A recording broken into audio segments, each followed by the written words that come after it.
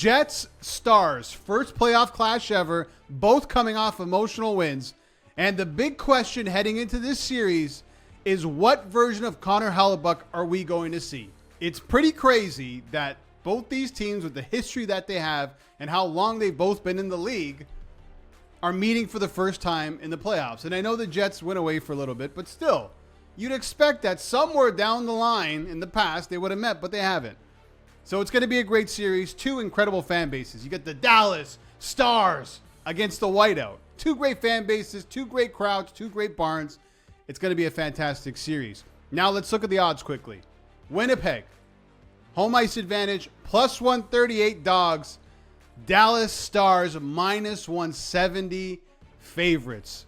Coming off a Game 7 win in epic fashion. Playoff Rantanen was there. He was activated. I will get to him.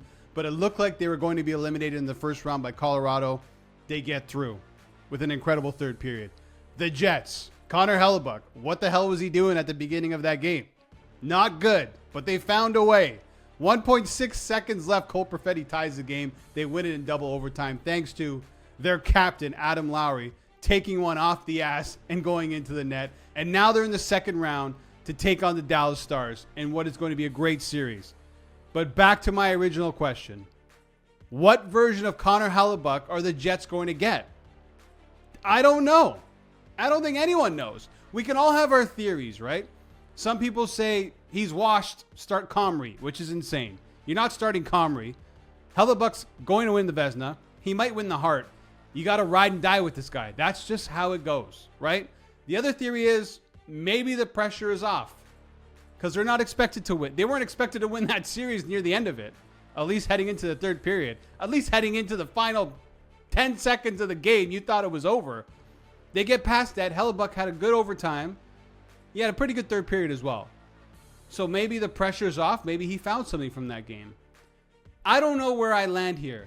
I'm going to lean with what I've seen so far and how he's played in the playoffs. Not great. We can look at his numbers and it'll tell you that. Let's look at the splits. And at home, he's perfect. 4-0. He has a goals against just north of 2. 8.85 save percentage. On the road, it's nightmarish, dude. Nightmarish. 0 for 3. 7.24 goals against, 7.58 save percentage. Whew. And his goals save above expected are the worst in the league by far. Minus 10.1. I don't even know how to explain that. For a number one goalie who's going to win the Vezina and maybe the Hart, his numbers don't make any sense. And some of the goals that get past him don't make any sense. You can't look at what he's done in his career, specifically in the regular season, and match up what he does in the playoffs and say that's the same goalie, because it's not. It's between the years with Hellebuyck. I don't know what they're going to get. And that is, I think, a huge edge to the Dallas Stars because they know what they're getting in their goaltender. And it's not like you can go back and see how Hellebuyck has done in the second round, in the third round, in the Stanley Cup final. He's only been to the second round twice and the third round one time. If you look at his numbers in 2018, pretty good in the second round. 929 save percentage in a 7-game series. In the third round, 906. They lost in 5 to Vegas. I think it was an OT. And then in 2021, they were swept by the Montreal Canadiens. And he had a 908 save percentage there. So I don't know if you can look back at those and say, well, those numbers are half decent. Maybe he'll get back to that. I'm not sure. I just don't know. So my Hellebuyck confidence meter out of 10 right now is probably at a 1. That's how I feel. Even though in that Game 7, he looked better. I just don't trust him going into this series. I trust Jake Ottinger for the Dallas Stars. He's proven it in his entire career in the playoffs. 914 save all time. He's led his team to back-to-back conference finals. I trust him a hell of a lot more. Goaltending edge goes to the Dallas Stars. Ottinger right now is the number one guy in the series. And the guy I trust to take Dallas to the next round. And I trust Mikko Rantanen. Because playoff Mikko Rantanen has been activated. And you could pose the question, was he purely just motivated to take down his former team in the Colorado Avalanche in the first round? And maybe he let it all out there. He won't have anything left moving forward. I don't think that's the case. I'm going with what he's done his entire career. And that's being one of the best playoff performers in recent memory. and all time, because he is up there with the greats when it comes to some of his numbers. 113 points in 88 games. He's played over a regular season's length in the playoffs, and he has 113 points to show for it. He is 7th all-time in points per game in the playoffs. That's elite, dude. Elite. There's a reason why a team like the Dallas Stars and the Carolina Hurricanes, shout out the Hurricanes, were doing anything they possibly could to get this guy, and they were willing to sign him to basically any number. It's because of this. This is the guy that Dallas has needed over the past few seasons. They needed this playoff performer to get them over the top, to get past the conference finals, go into the finals, and win the damn thing. Get Pete DeBoer, who's 9-0 in Game 7s, that Stanley Cup ring that he deserves. Mikko Rantanen can deliver that for Dallas. We saw it in the first round. And I know he was quiet in the first 3 games, but a lot of players in these playoffs have been quiet in the opening games. Now, McDavid was, Jack Eichel was, Mark Stone was. It's just how it goes. It takes some time for some players to get into the swing of things in the playoffs. And now Mikko Rantanen's all in. He's got 12 points. And he's going to take it to this Winnipeg Jets team who's hurting right now. Hurting bad. Let's start with Josh Morrissey, who left Game 7 against the Blues for the Jets after playing just 2 minutes. And his status right now for round 2 is unknown. And that's scary for the Winnipeg Jets because they don't have a player that can replicate what he does. And, well, let's shout out Neil Pionk, who stepped up in his absence, played 46 minutes, which was unbelievable, 59 shifts. I think Dylan Sandberg played 44. Yeah, he did. Dylan Sandberg played 44 minutes.